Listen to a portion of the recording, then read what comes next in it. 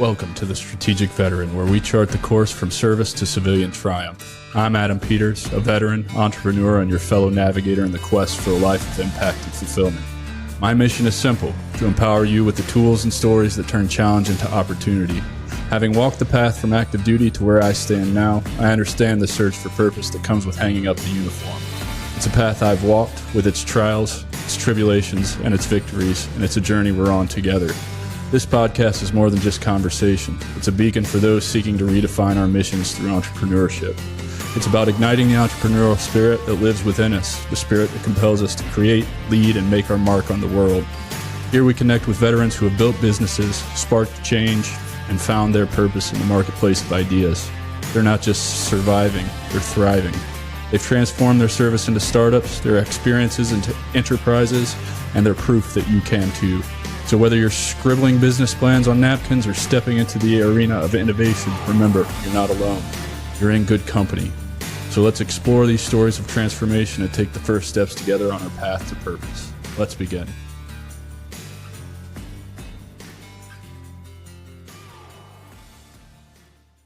What's up, everybody, and welcome back to the Strategic Veteran. I'm your host, Adam Peters, and today's guest is someone with an incredible journey of service and resilience.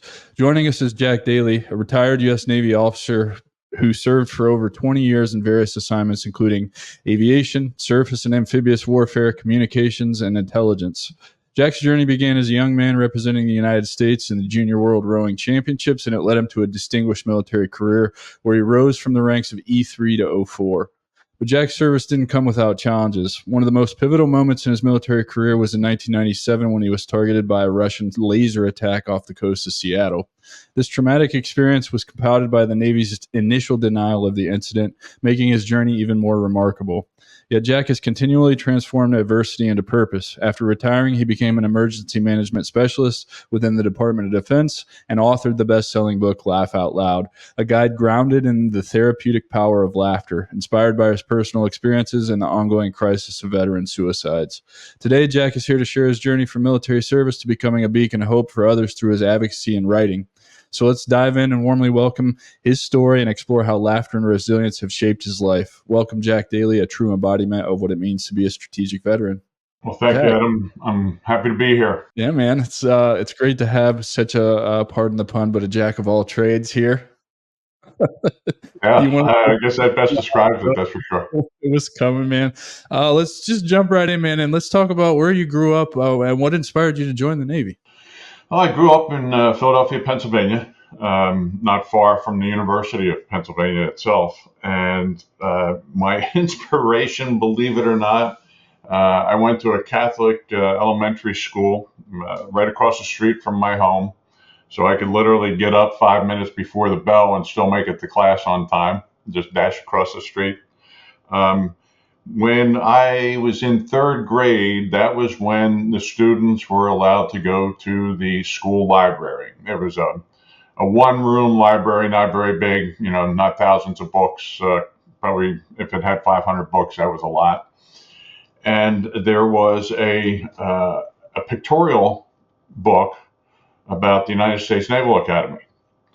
And I would say between myself and one of my friends, we had that book out every day for the next 5 years. I think I had the majority of the time.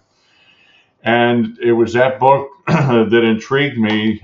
Plus, watching naval movies with my father and growing up, that I said, well, that's for me. I want to go to the Naval Academy and become a naval officer. Not really having any one particular path in mind. As a kid, I didn't know a whole heck of a lot about the Navy, just from what I was looking at that book.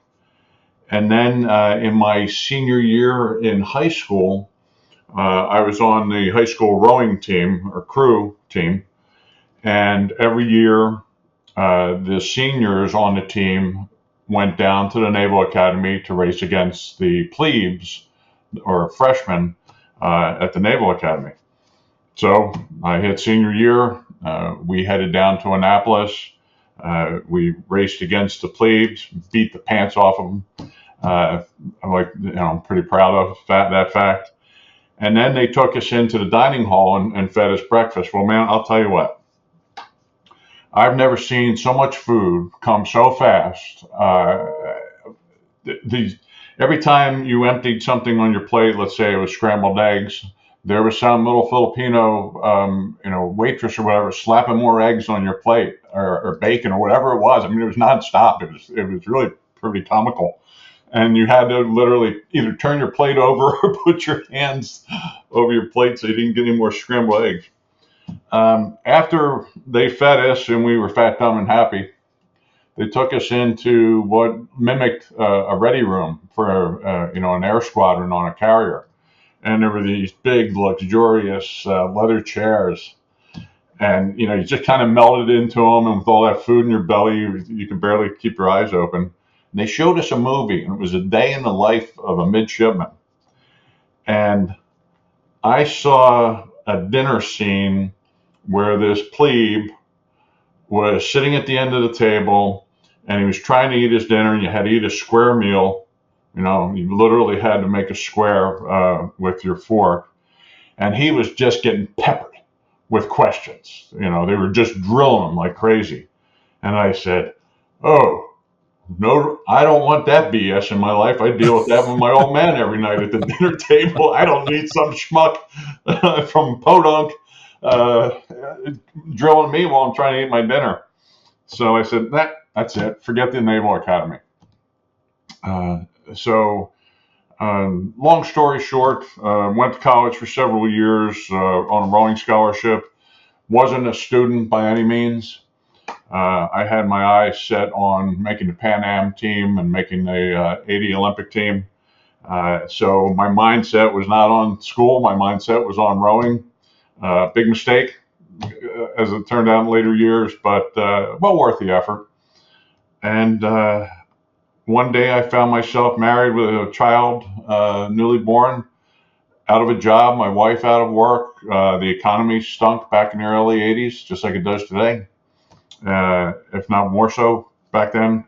And I said, well, I've always wanted to do this Navy thing. It's a guaranteed paycheck. Time to bite the bullet. So in November of 1982, I signed on the dotted line, and in April of '83, reported to boot camp in San Diego. Nice, man. And what did you know what you wanted to do as a job, or you were just, I'm going to the Navy because everything sucks right now and I need money? Yeah. I knew what I wanted to do. I wanted to get into intelligence. Um, Not that that's a mental attribute on my behalf. It was just a job title. So I went about it in a rather circuitous manner. When I enlisted as a radioman or a communications technician. Um, and that gave me exposure to a lot of intelligence products that we would see on a daily basis, being in the radio room. And the more I read, the more I wanted to do that. So my goal was to somehow get my commission by whatever means possible, and then eventually end up in the intelligence field. So when I got my commission, I got it as a surface warfare officer or a ship driver. I had torn my plantar fascia ligament in the bottom of my right foot like 4 days into OCS in Newport, Rhode Island. Went through OCS with a cast on my leg for the better part of 16 weeks. Uh, Got out, went through surface warfare officer training, got to my first ship, my first underway period.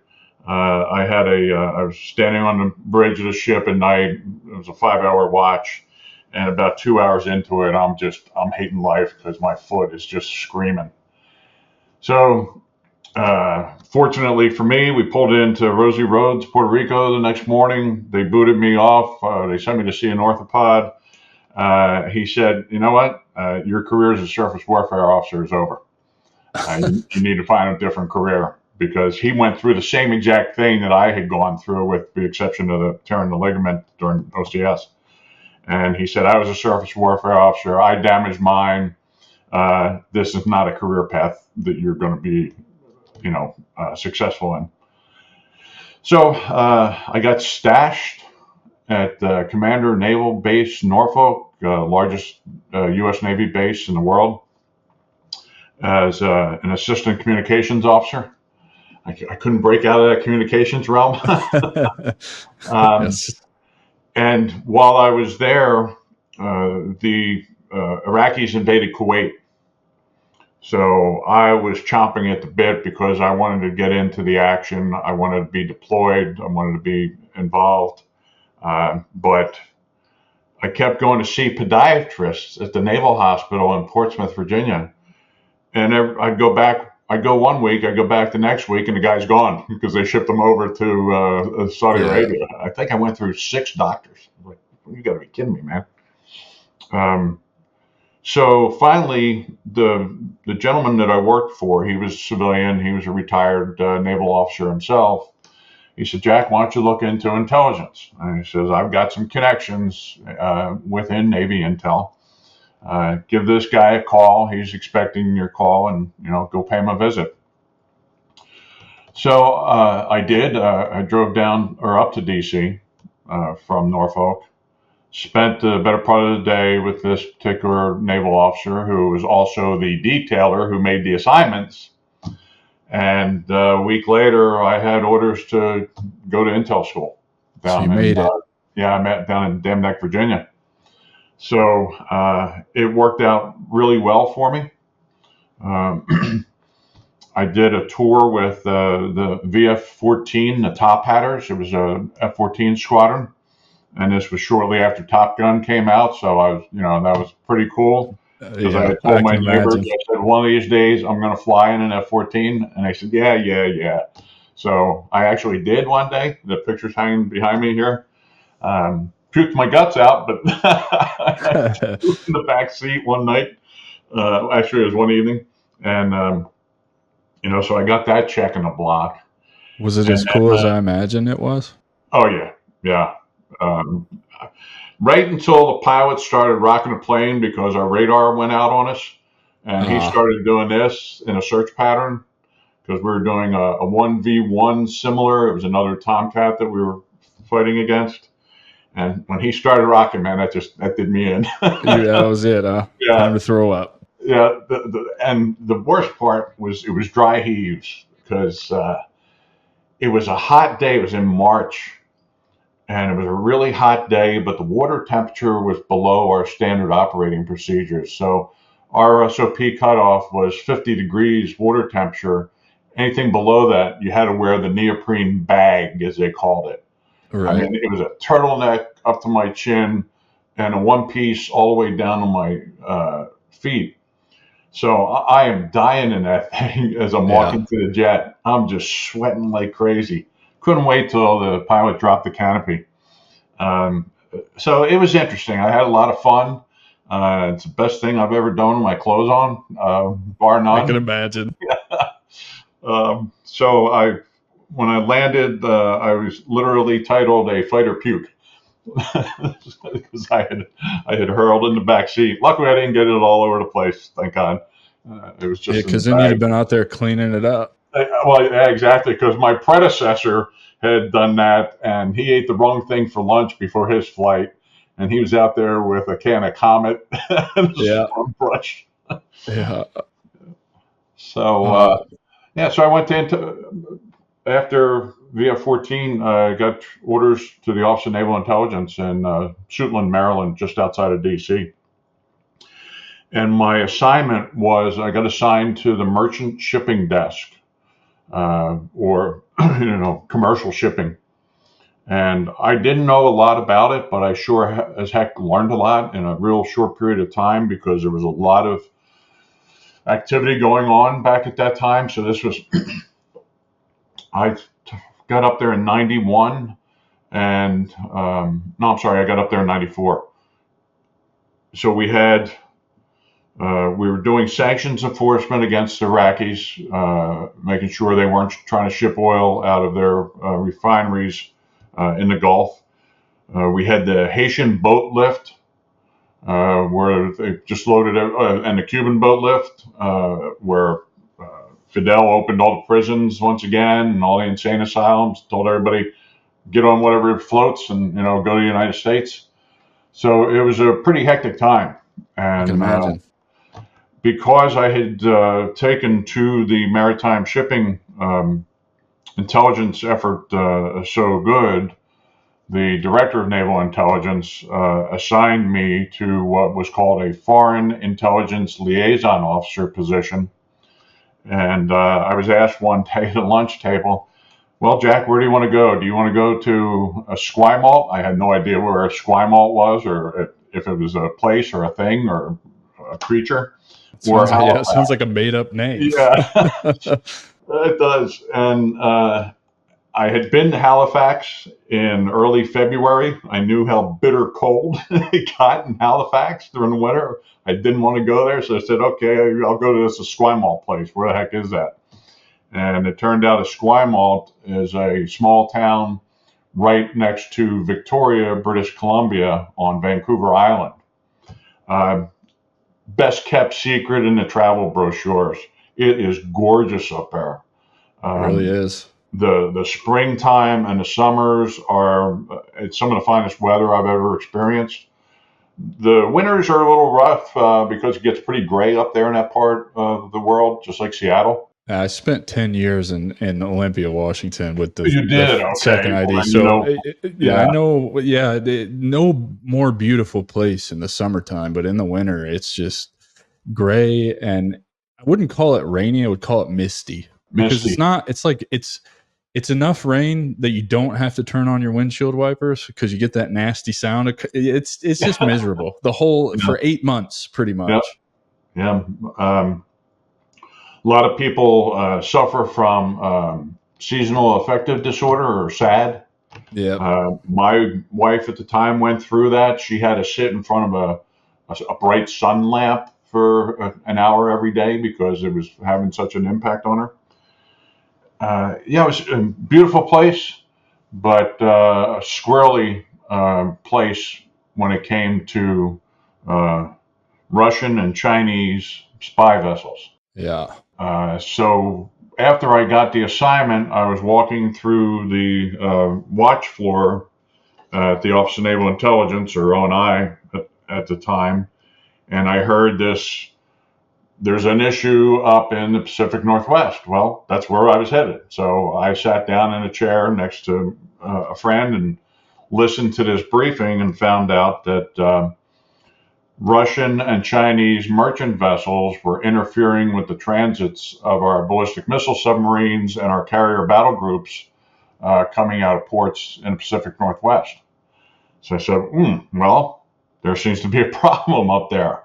I'm going up there. I wonder if this is why I'm being sent up there.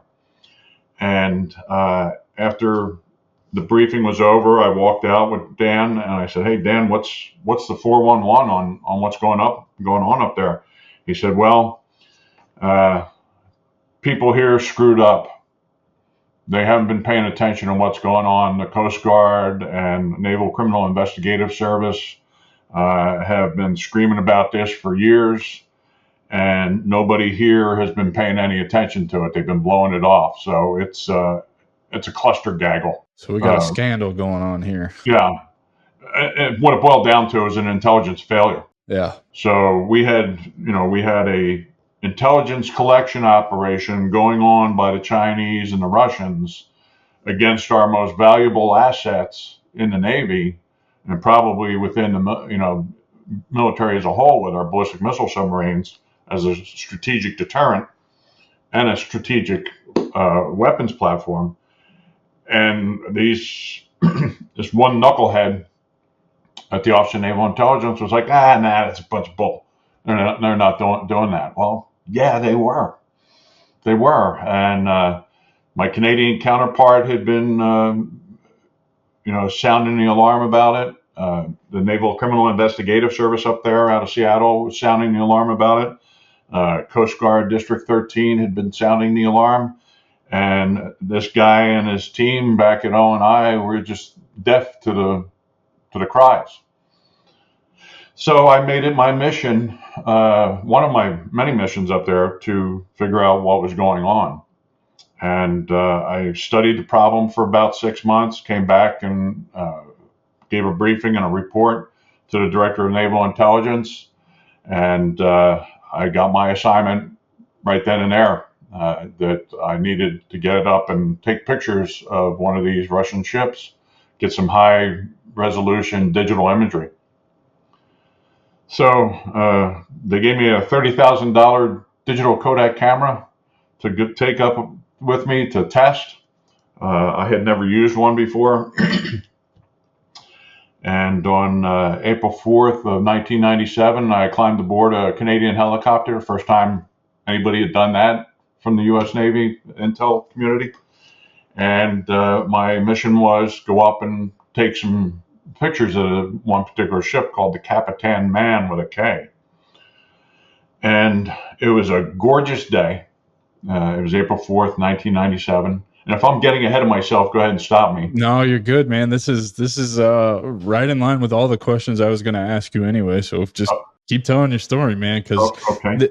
This incident, it reminds me. I don't know if you listen to the Sean Ryan show, but he had a CIA guy on there that talks about a similar incident. As he's climbed the ladder in the CIA, and he gets some kind of different warfare happens to him, and it's denied by the CIA also. So this is fascinating to me, because this is about 25 years earlier that this is happening to you than it actually happened to the this gentleman that he had on his show. And so it's fascinating to hear these things, because they're not talked about. And you're telling a story of one person compromising national security for everyone.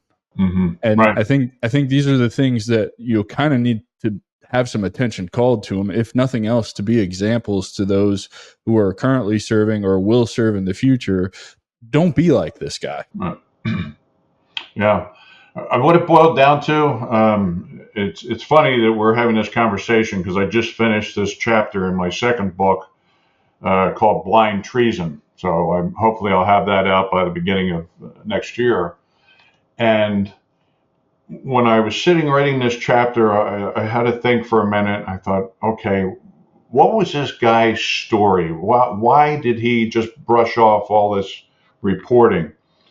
And it was the same response I had in 1997. It was arrogance, ignorance, and incompetence. That's the way this guy was. So one arrogant, ignorant, incompetent individual in a key national security position like he was in can prove detrimental and to the national security of the United States and the safety and security of those sailors on those submarines and on those carriers. So, not to mention, all that sounds like an act of war, just in general, interfering with the routes in and out of the port for our ballistic missile submarines. Like I went to flight school up there when I got out of the Army, so I'm really familiar with the sub base up there, because it's a big restricted zone that you can't get close to.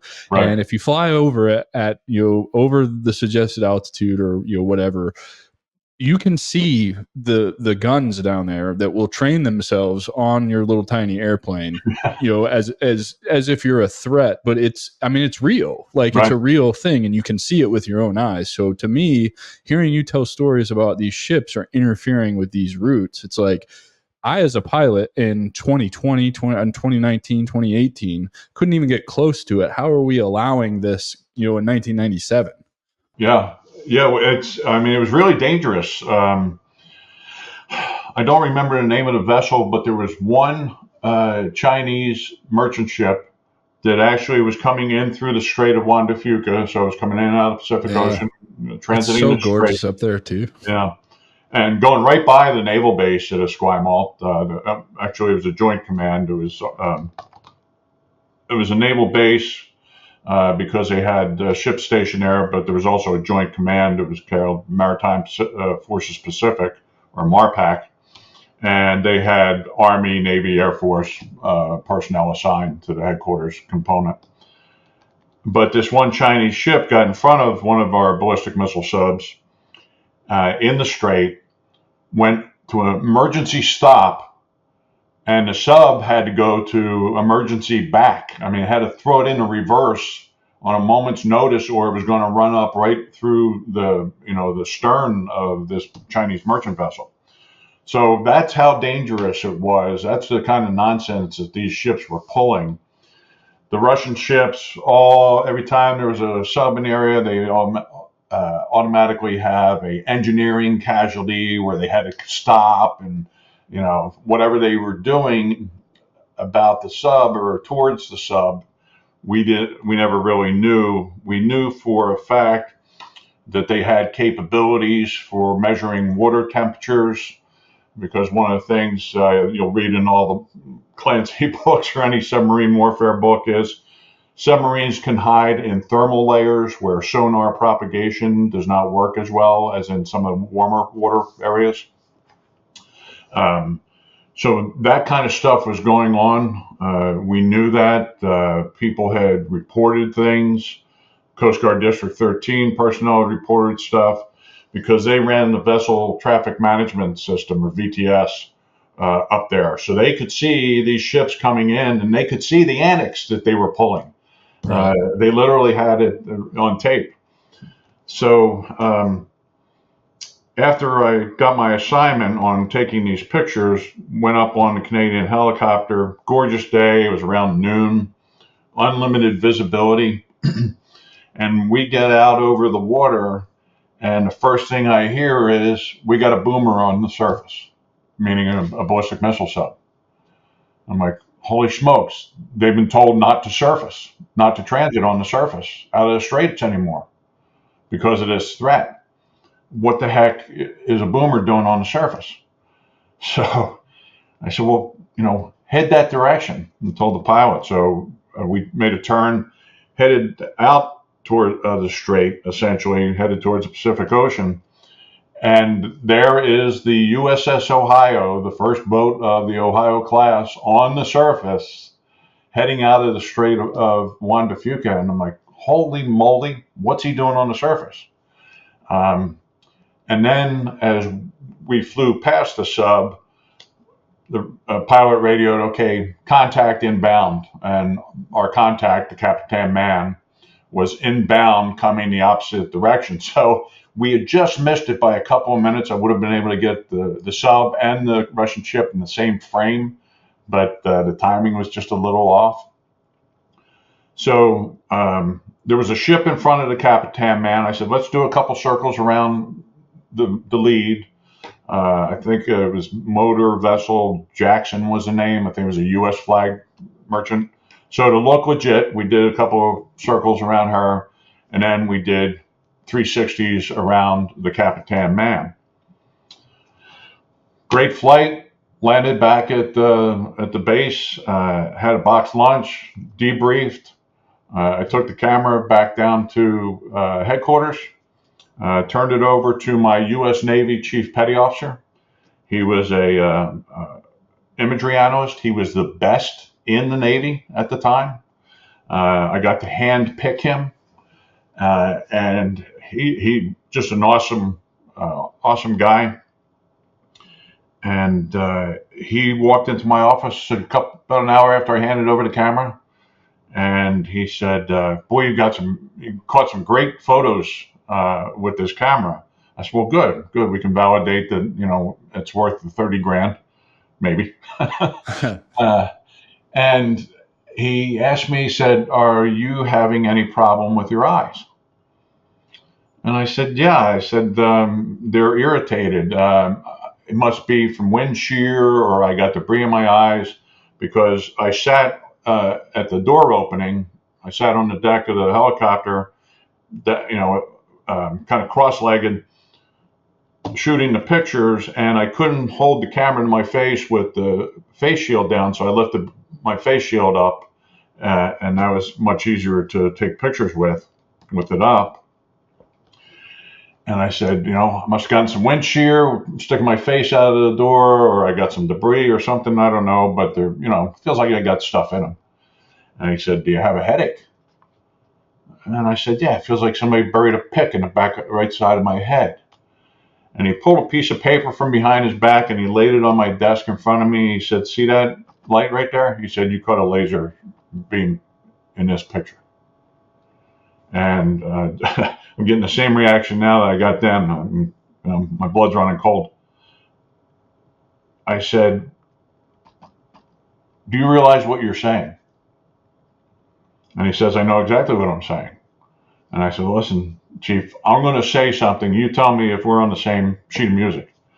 I said, "What you're saying is that this Russian spy ship fired a laser at a Canadian helicopter in U.S. airspace with a U.S. naval intelligence officer on board."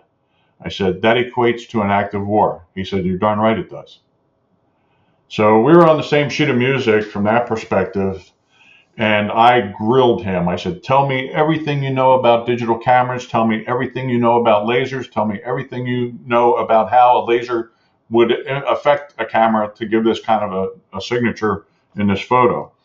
And he was a subject matter expert. I had no idea he had that kind of in-depth knowledge about lasers, let alone digital cameras and how a laser would impact a digital camera. So I was convinced he knew what he was talking about.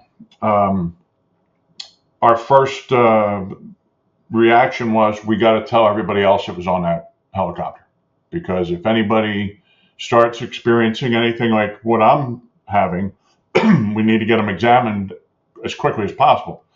Well, here it is, like 5:30 on a Friday evening. Nobody's Yeah, going to a doctor good on luck Friday. finding people, Yeah, right? they're smoking and joking and knocking back cold ones on a Friday evening. So we notified the squadron operations officer who was still at the office, and I'll remember to this day something that he said to me: that the pilot in command, and in a Canadian helicopter, it's opposite of a U.S. So a pilot in command in a U.S. helicopter is on the left-hand side, left seat. It's the opposite for the Canadians. It's on the right-hand side. Even their avionics are switched around opposite. And he said, "Jack," he said, "if Pat Barnes has anything wrong with him, you're not going to get him to a doctor. He's not going to go. He wouldn't even go to a doctor if he was wearing a toe tag. You know, Right. typical military pilot, right? They don't want to lose their flight hours because they have to maintain their proficiency." And I said, "I understood that coming out of a fighter squadron. I appreciated that." And went back into the office, discussed with my chief some other things, and he insisted that I go see a doctor right away. All right, Friday night, the only place I'm going to see an eye doctor is in the emergency room. Well, I said, "Scott, if I'm having problems over the weekend or come Monday morning, I'll find somebody, but I'm just going to head home now." Because I was heading home because Monday or Sunday morning, I was supposed to get on a flight to go to Australia for 10 days with my Canadian counterpart. We were going to go down there and give a briefing on this activity that was going on up in the Pacific Northwest. And I left the base, and as I made my first turn out of the base to head home, an oncoming car absolutely blinded me, and I ended up driving up on the sidewalk. And I was like, "Oh, holy hell, maybe the chief is right." So I said, "Okay, I'm going to acquiesce and I'll stop in the ER on the way home." Whole time thinking, what the hell am I going to tell my family? You know, Right. I call What are you wife. going to tell the doctors? Yeah, what am I going to tell Because doctors? Yeah, what can you tell the doctors? Like, are you not a supposed to? whole heck of a But lot. Yeah, yeah. So now this is a predicament. I am a naval intelligence officer. I can't tell you what happened to me, but something's not right. Yeah, that's an interesting situation. yeah. It was quite the predicament, to say the least. So typical ER. There was nobody in there when I walked in. I sat for 2 hours before I got seen. Sounds about right. Yeah. So par for the course, nothing different. Um, and the doctor had me do a vision test. The old eye chart, read the first line, lowest line you can read. And I had gone through a overseas medical screening before getting transferred up to Canada. And I was really proud of the fact that my eye test, I was 20/10 in each eye. So I was I'm proud of that, bragged to the family about that a little bit. So when this doctor in the ER in Victoria gave me the eye test, The only line I could read was 2070. The Big E. That's about it, right? Yeah, I think it was like 2 lines below, Yeah. and I went, "Oh man, something is seriously wrong. I can't see anything below that line." And he said, "Okay, I'm going to put some fluorescein stain in your eye and take a close up and see what I can see." He put the stain in the eye and he waited a few minutes. He came back and he looked at it and he said, I don't know what I'm looking at, but I'm going to draw it out for you on a whiteboard." So he drew the shape of the eye and the pupil and the sclera, and he colored in the bottom half of my right eye with a red dry erase marker. And he said, "I don't know what I'm looking at here. I've never seen anything like this." He says, "I see debris abrasions and arc welding burns every day from the guys in the shipyard. I've never seen anything like this. I don't know what it is, but you've got something wrong with your right eye. There's no doubt about it." Well, Okay. that's great news, right? Yeah. So I reconvene, call my chief in. I go back to the office, or actually went to his house and called my counterpart, my Canadian counterpart, and had him meet us there. And we went over, what we thought was going on. And we all decided, let's give it 24 hours, see what's what. The next morning, on Saturday morning, I woke up and I went into the bathroom and I looked in the mirror, and I had bled out during the night, that I had a big blob of blood in that exact same area that the doctor pointed out. And it felt like somebody had dumped a bucket of sand in my eyes, and somebody had taken and jabbed me in each eye, but I had this big blob of blood. So that really spooked the heck out of me. I tried to get medevaced back to the Naval Hospital in Whidbey Island to see if I could get examined, and that wasn't a possibility.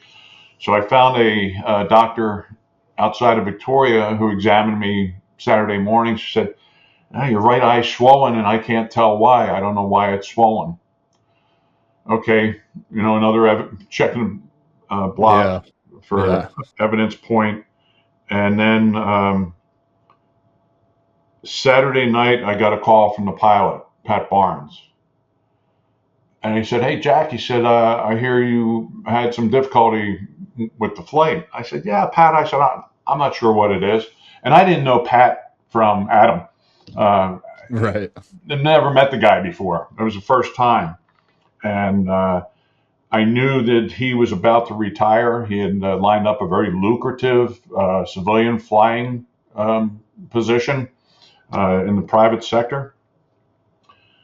And I said, "Well, yeah, I don't know what's going on." And he said, "Well, Jack, my eye's all effed up." That's what got him too. Yeah. I said, Tell me what's going on."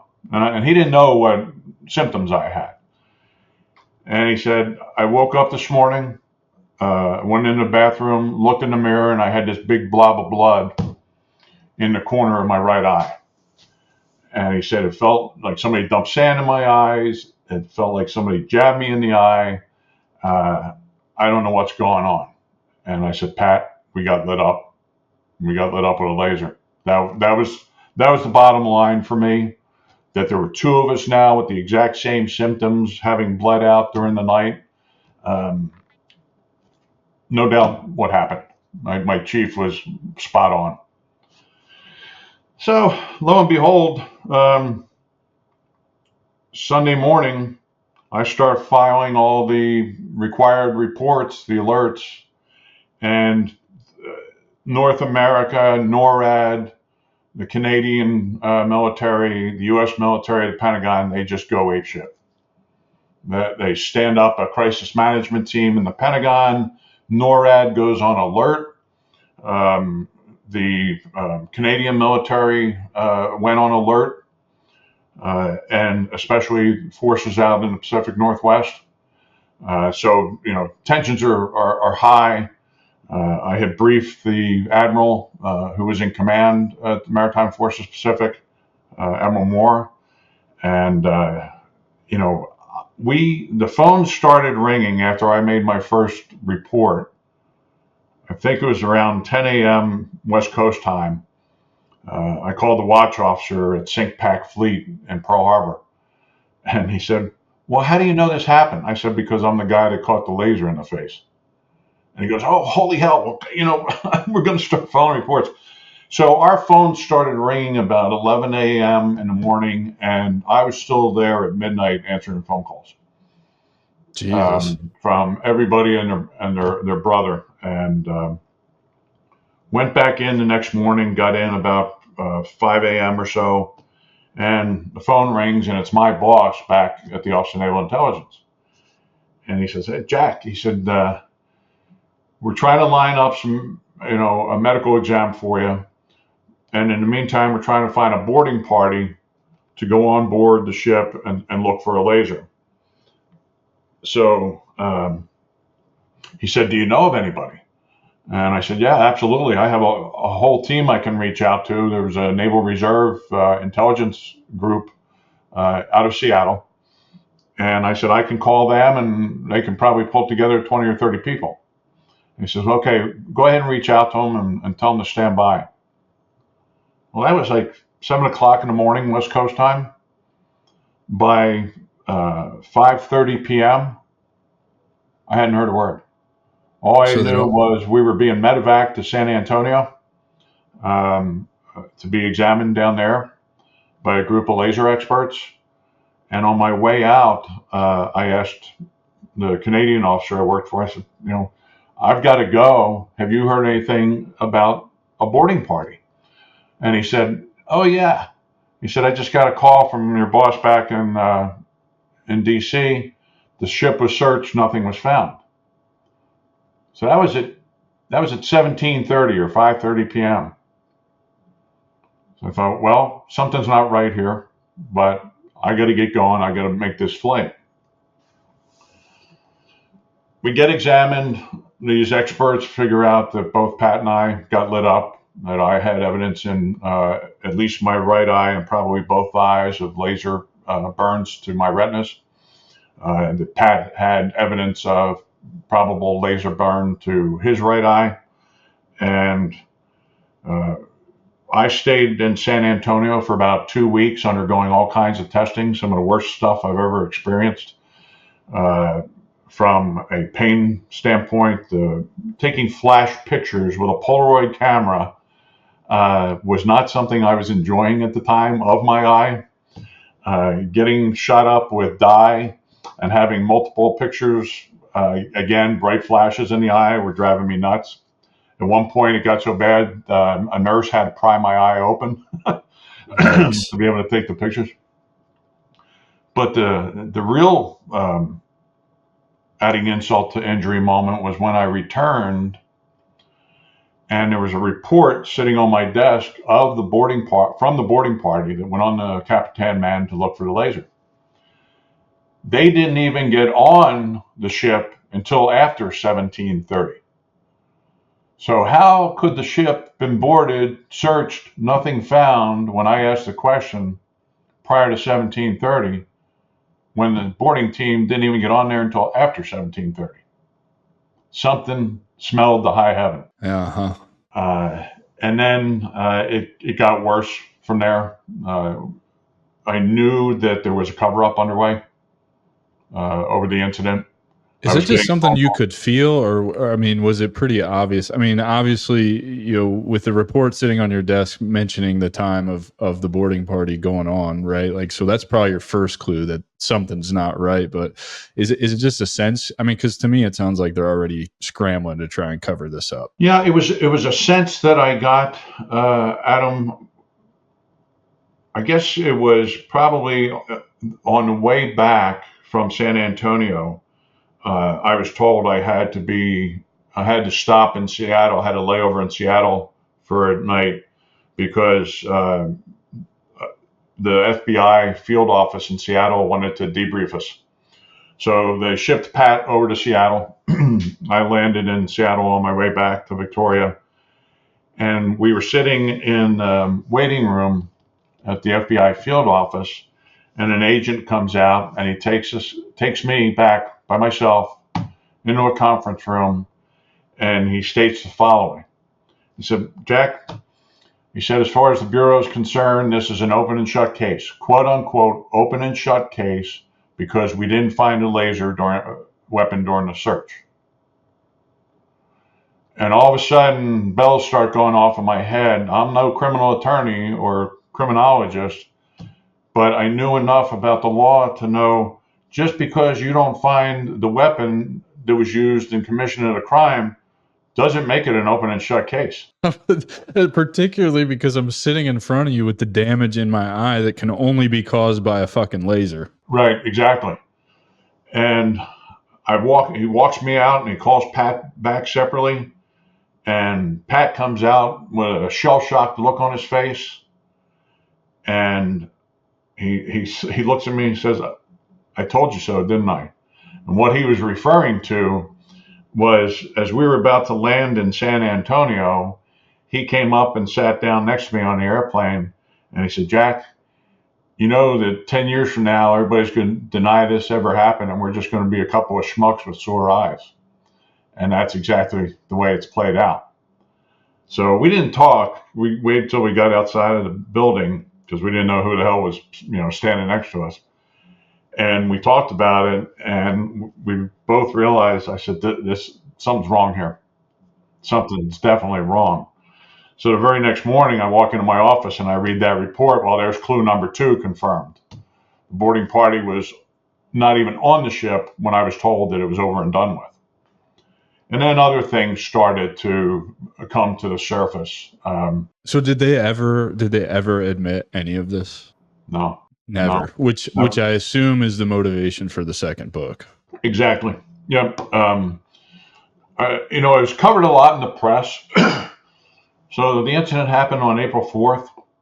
On May 14th, it broke on the front page of the Washington Times. Their national security reporter, a guy by the name of Bill Gertz, broke the story. As it turned out, somebody leaked the story to him. And when it appeared on the front page, that was the same day that Bill Clinton had, I think it was Yeltsin, in the Rose Garden announcing this big deal between NATO and Russia that they had signed an agreement. Well, we see where that's ended up, right? Yep. And that I was not expecting. I got a heads up the day before that the press was sniffing around, and I got a call in the morning of the 14th saying, hey, it's all over the place. So keep your head low. Don't get in front of a camera. Don't get in front of a reporter with a notepad. Low visibility. If you go into work, go in civvies. So how did this affect the rest of your career? I tanked it. Because I wouldn't play the game, and because of all the press coverage, and then it was about a year after the story broke before I said boo to a reporter. I even called Bill Gertz at his office one day and said, thanks for tanking my career, pal. You just screwed me big time. You just ended my career with this story. I was livid. And it was all over the place, Adam. And one day I was on CNN International. A buddy called me from Bahrain saying, Jack, what the hell are you doing up there? Your name's all over Middle East newspapers. Where you work, what you do. So it got coverage. It was beyond the pale, really. It wasn't just a local news story, for Pete's sake. Yikes. And what are the long-term physical effects that you've experienced? I assume your eyesight probably never recovered, right? Yeah, it's never been, never gotten back to 2010, that's for sure. The best I can do is 2040 corrected. I have not had a pain-free minute in over 27 years. I'm sorry, brother. Yeah, I know what that's like. Not from the eyes, but from just ignoring injuries, as the infantry likes to do. That's another story. But I understand what that's like to not live pain-free. I don't live pain-free. A lot of us don't, and nothing from this. No Purple Heart. No nothing. Right? No award. No even recognition. And I think that's fucking sad. It's absolutely sad. Yeah. So Purple Heart was actually denied by the Navy. the Inspector General for DOD recommended that I be awarded a Purple Heart because it met some kind of criteria that a lot of people didn't know about. I had never even heard of it before, dating back almost decades. And the Navy said no. Their reasoning was, if we give Jack Daly the Purple Heart, then that's us admitting that the attack took place. And man, that makes me sick at my stomach. What a fucking joke.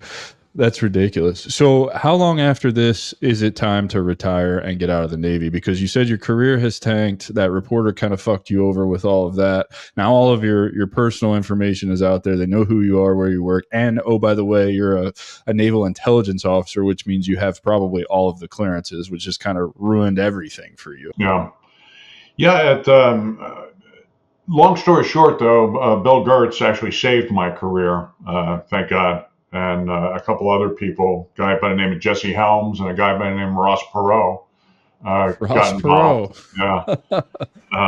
And so between the three of them, actually, there was probably 4 or 5 people that came to became my support group, so to speak, and my army, and fought for me, so that after being passed over twice for promotion to 04, it was Jesse Helms sent a scathing letter to then Secretary of Defense William Cohen and said, used a phrase called Occam's razor, meaning the obvious is the obvious and what has occurred. And I'm bastardizing it, sorry.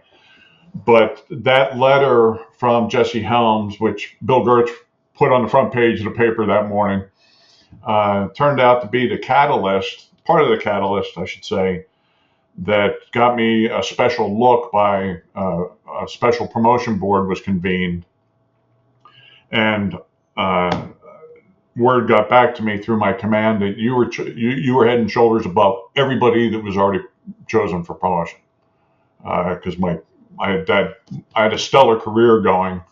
Right. It looked like, the sky was the limit for me until, a laser beam in the blink of an eye on April 4th, 1997, everything changed. Yeah. I fought. I was not hesitant to talk to a reporter after about a year, because another incident happened involving an Army Black Hawk crew over Bosnia. Same type of incident? Same type of incident. They got lit up with a laser on a night flight. They were wearing NVGs. So the pilot took it in both eyes.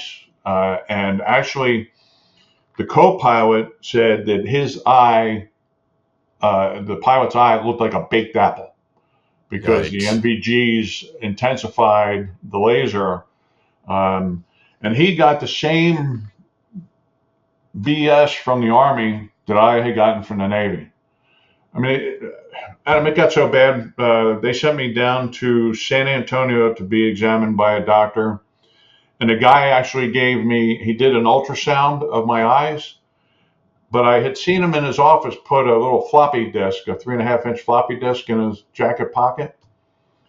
And after he put all this goop in my eyes, the ultrasound gel, I opened my eye just enough to see him take that out and put it in the machine. And he did the ultrasound. The thing printed out the results, pictures of the eye from the ultrasound. And he goes, "Oh, you've got Graves' disease." Bulging eyes, or they also call it TED. And I took that picture that he had printed out. I took it back to San Antonio with me on a follow-up visit. The tech walks in and he goes, "Jack, these are not your eyes." Oh dear. That doctor gave me somebody else's eyes that had Graves' disease. And that's the kind of crap that went on with the Coverup. I mean, it was that bad. That's awful. So you when did you actually retire? I retired May 1st of 2003. Okay, so 6 years after this, it's basically just fighting to hold on to your career and your reputation. And so when you transition out, How was your transition? I mean, you've been through, fighting for yourself, going through a cover up for 6 years, right? Like you're probably pretty jaded at the Navy at this point. So, now you're leaving what you've done for 20 years. The transition is already hard enough, under normal circumstances, and you've just fought your ass off for even just the slightest recognition of what has happened in April of 97. So is your transition pretty challenging at this point? Did you have a clue what you were going to do? Are you trying to rebuild your reputation? Because I know, particularly for officers, that's probably following you in what you're trying to do as far as applying for jobs or whatever, that people are going to be hesitant because all the stories that are out there, all the this, that, and the other, whatever. So what did your transition look like? It was difficult. Probably is the best way to describe it. My primary goal was two or threefold, actually. My first goal was to make sure that what happened to me with being exposed to this Russian laser didn't happen to anybody else in the Navy. I didn't want, I had a lot of friends who were fighter pilots as a result of my tour with them. I became friends with Pat Barnes and the other guys on the helo. I didn't want to see this happen to anybody else. Anybody else get injured or wounded like I had and Pat had. The second thing was I was fighting for my career, exactly as you mentioned, because as an intelligence officer, your credibility is everything. Right. If you have no credibility, you're sunk, literally sunk, because nobody is going to believe a word you say if your credibility comes into question. And then third, and probably more important than anything, I had kids I wanted to put through college. I was already 14 years in. I had made the decision at the 10-year point to make it a career, to retire, to be able to afford to put my kids through college. So that was a really strong motivational factor for me. And I got transferred to a place called the Defense Human Intelligence Service, or DHS, the original DHS, in 19. Actually, it was in 2000. And I had a couple of different jobs there. I ended up in the policy planning and programming office. I ended up on the policy side of the house, answering congressional requests for information and questions for the record, justifying our budget submissions. And I got tasked with realigning some assets. And I finished that task. It took me about a year.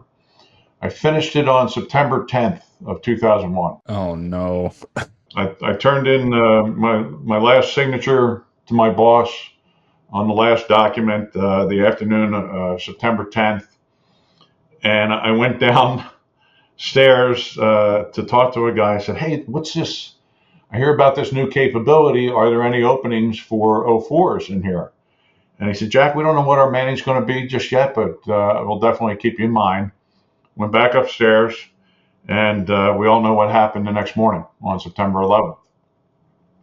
So on September the 12th, I got approached by my boss. He said, "Hey, we have this requirement to write a continuity of operations plan. We don't know anything about it. You did something similar with the asset realignments. Can you think you can tackle this?" I said, "Yeah, sure, I'll give it a try." I knew nothing about it. I didn't know anything about continuity of Typical operations. military response. I'll figure it out. Yeah, or COOP, as it's called in the government sector.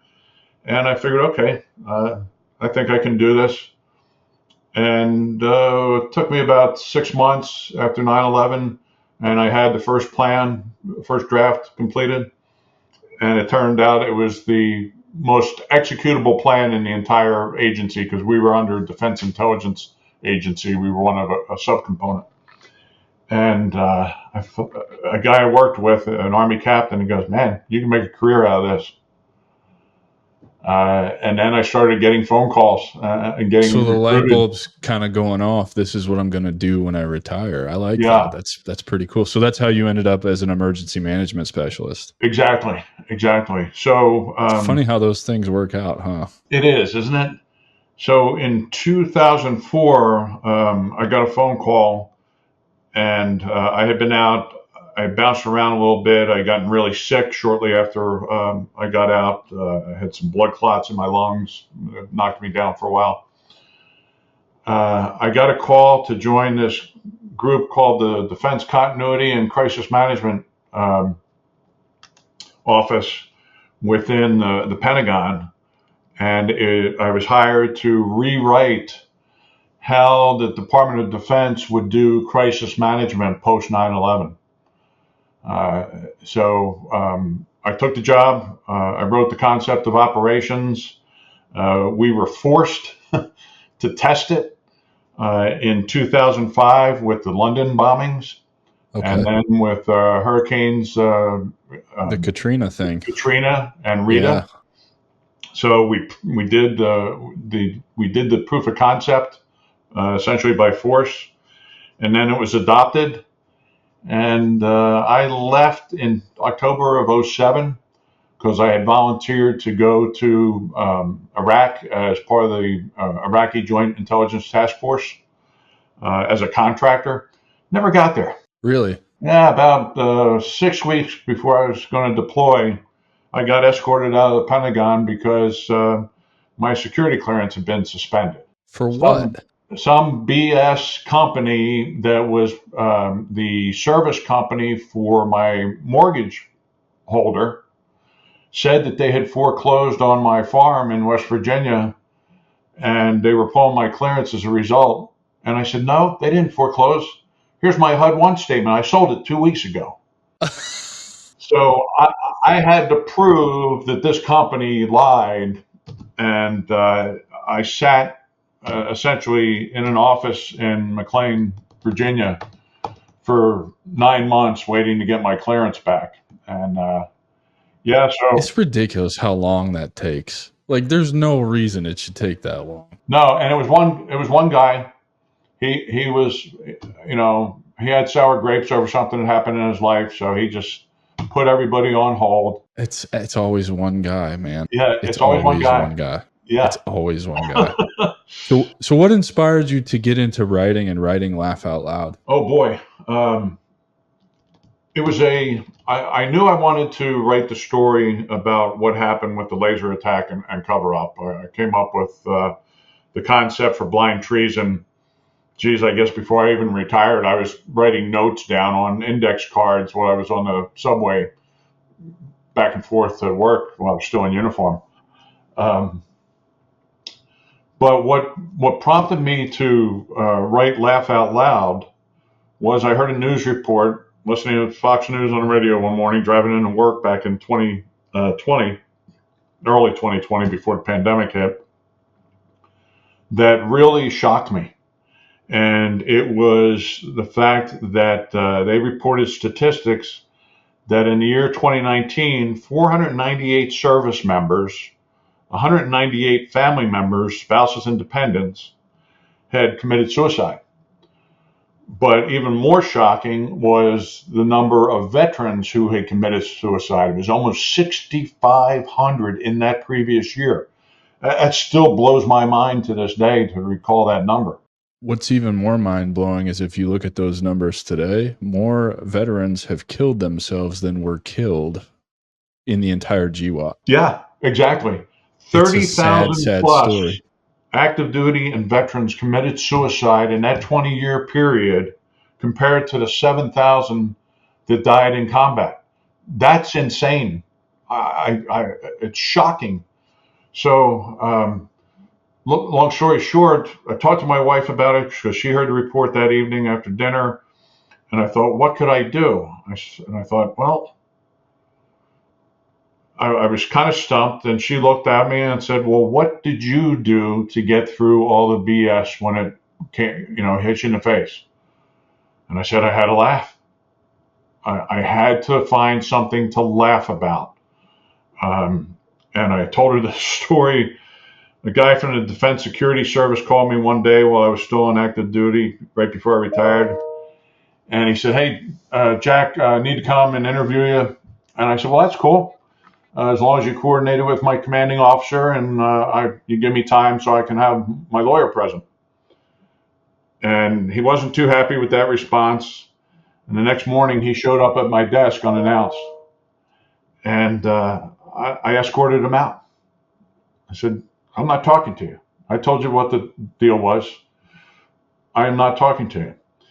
So the guy was rather rotund, and he kind of waddled as he walked, and I started cracking up. Oh And no. the guy at the desk next to me, he said, "Jack, what's so funny?" I said, "Well, watch this guy waddle out of here." And he said, "How do you do it, man?" I said, "Do what, Kevin?" He says, "How do you keep a sense of humor and laugh?" I said, "Kevin, if I don't laugh, I'm going to cry, and that's just going to make my eyes hurt worse. So I'm going to choose laughter over crying about stuff." Well, and And it's funny that you talk about that because, even in my role as an infantry guy, right? Like dark humor, it's something's always like we're always laughing about something, no matter how bad it was. yeah, And I think to your point, it really does get you through. It it really does. does, because it's so much easier to laugh about something than it is to stew on it, be upset about it, be angry about it, let it consume you. If you just laugh about it, and it's got this way of like letting you let go of it, I think. Yeah, it's the laser experience wasn't the first shocking experience that I had gone through in the Navy. I watched 5 of my friends die one night in the middle of the Atlantic. We were down in St. Thomas for a R&R call before we went out to do our blue water operations, where if the pilot ran out of gas or had something wrong with the plane, he was going to have to ditch because we were too far from land. And we got called out of St. Thomas to go drop bombs on Baghdad because Saddam Hussein wasn't playing well with the UN weapons inspectors. So we're hauling buns across the pond, as we would call it, the Atlantic. And one of our E-2 Hawkeyes, um, I watched on the camera, because they have cameras in the flight deck of the carriers, so they can see what's going on in flight operations.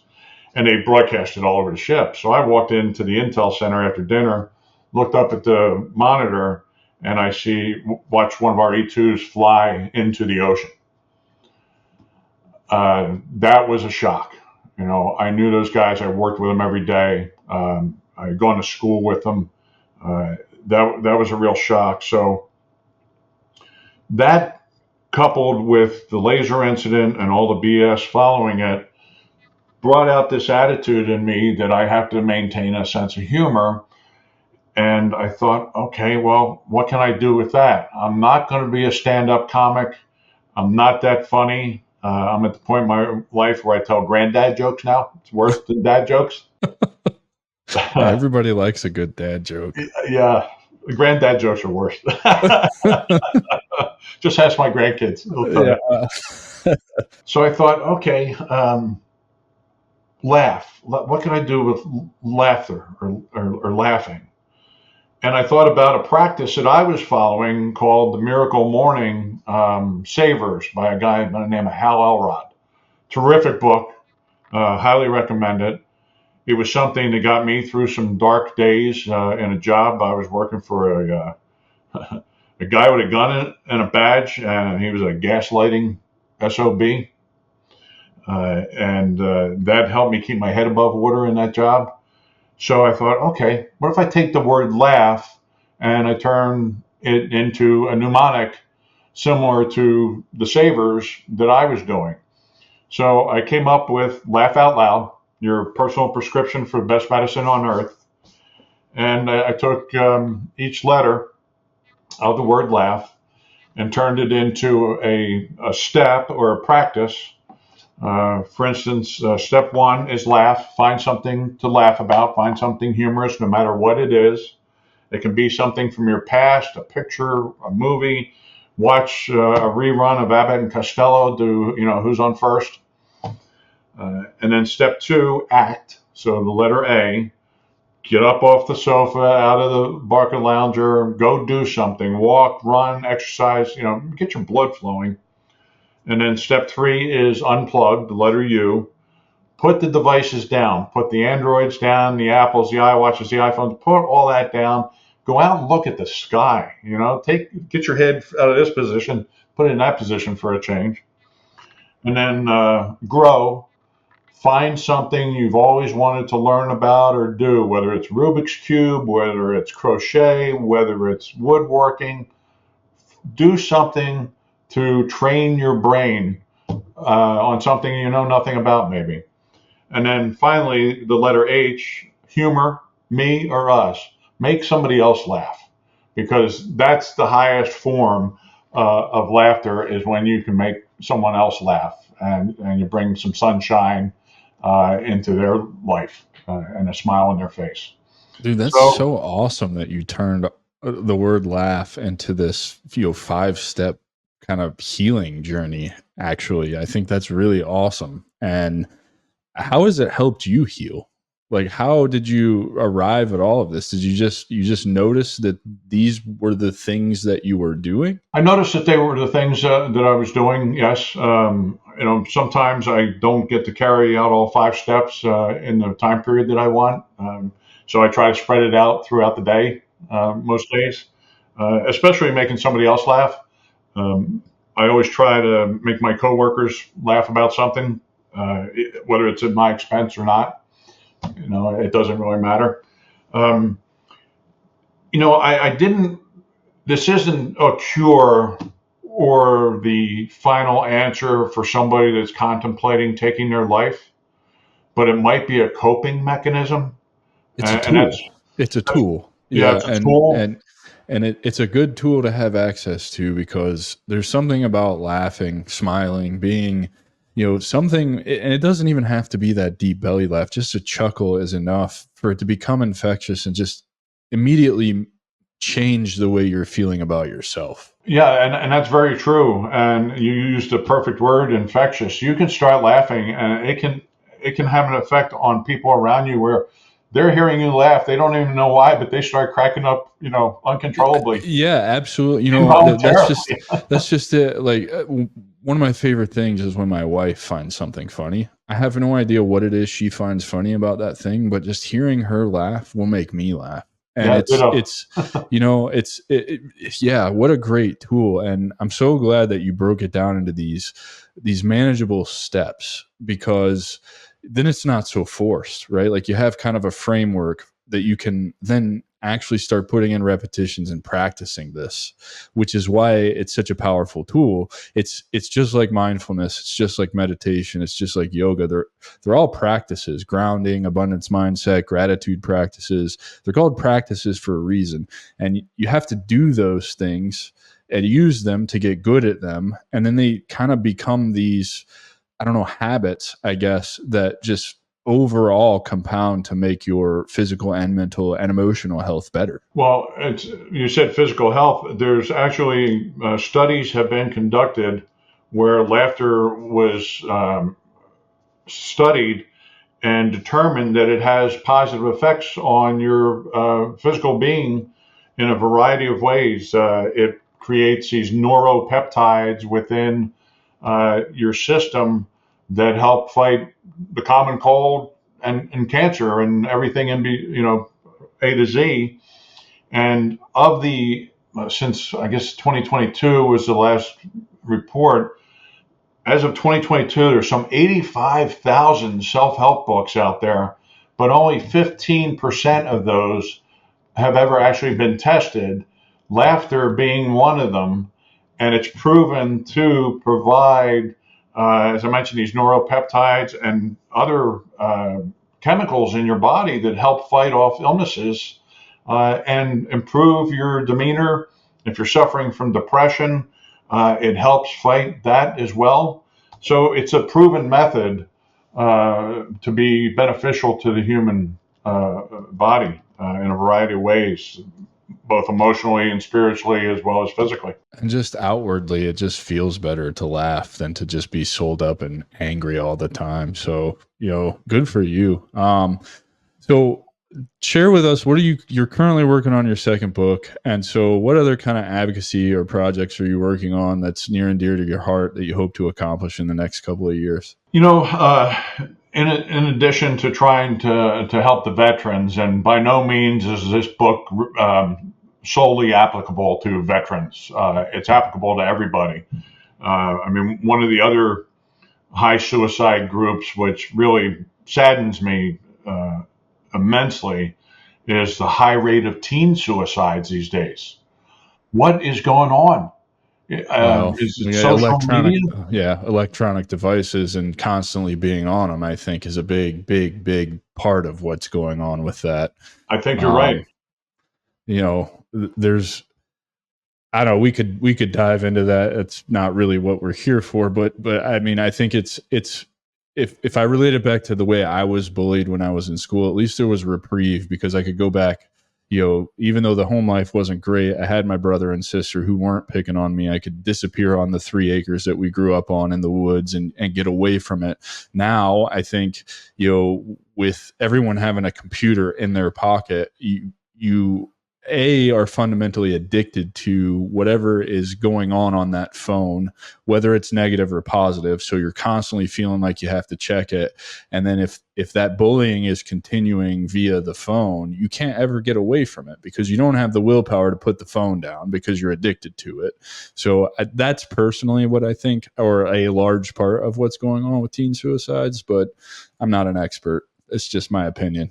I agree with you. I believe that the device has become a weapon uh, that it was never ever intended to be when the concept was first put to paper.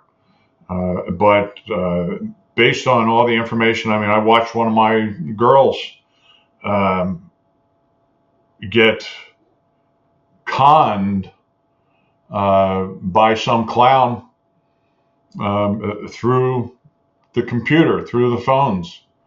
And